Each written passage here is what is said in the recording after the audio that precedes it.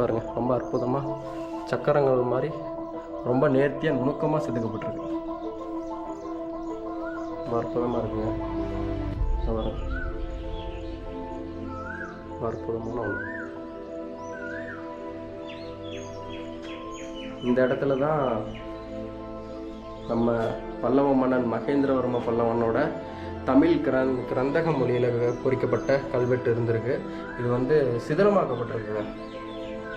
அது அந்நிய படையெடுப்புகளா இல்லை அடுத்தடுத்து படையெடுப்புகளால் வந்ததான்னு தெரியல, விளைவுகளான்ட்டு.